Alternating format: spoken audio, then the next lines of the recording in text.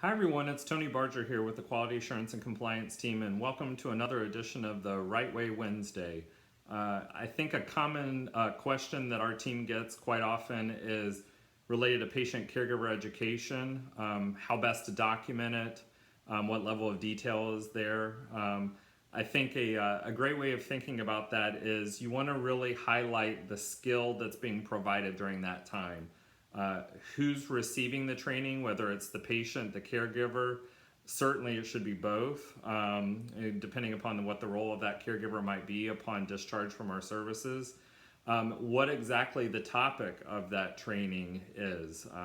Is it related to the gait or to the self-care routine, or certainly a communication style or swallowing technique that the patient may be using? How successful that training really was, and really looking at, is there an ongoing need for that training?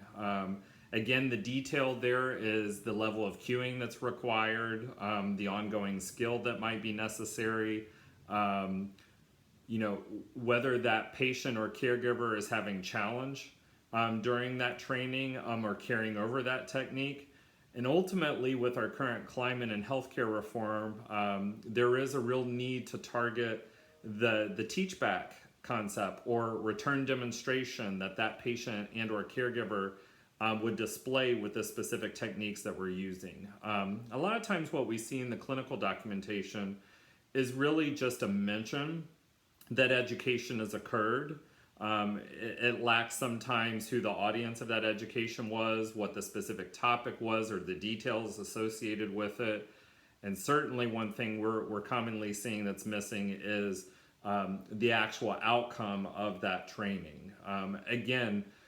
There are lots of opportunities for education and what we do each and every day with the patients that we serve.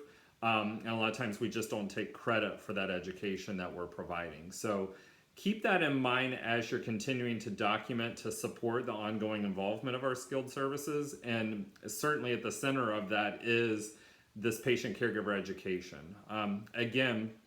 As we're starting to see our lengths of stay for our patients shorten, the intensity of the treatment increasing because of that shorter period of time, and with the sophistication of our care that's having to happen in that shorter period of time, it's so critical that we're highlighting that patient caregiver education piece, providing detail to it, highlighting the skill of what we actually provided, and if that education is medically necessary to continue onward throughout our treatment plan, that we're really talking about the detail of the outcome of that training.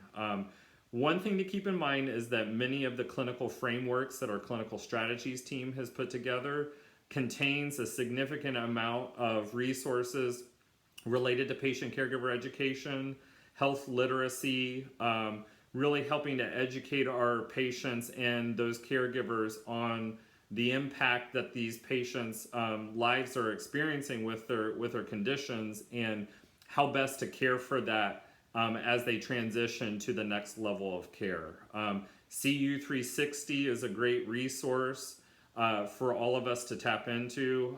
Those resources, again, clinical frameworks, billing and documentation resources, are there to really help and guide that process, much of which also includes that patient caregiver education piece. So again, I hope that you found this discussion helpful today. As a reminder, we do have a documentation success Facebook group. Certainly all of you are seeing this here with our Right Way Wednesday. Continue to encourage your colleagues to sign up. That is your best effort in getting communication back to our denials and documentation compliance division, where they can help to answer whatever question that you might have as it relates to billing and documentation. So again, thanks for your time today. We look forward to the next chapter of the Right Way Wednesday, and hope everybody has a great day.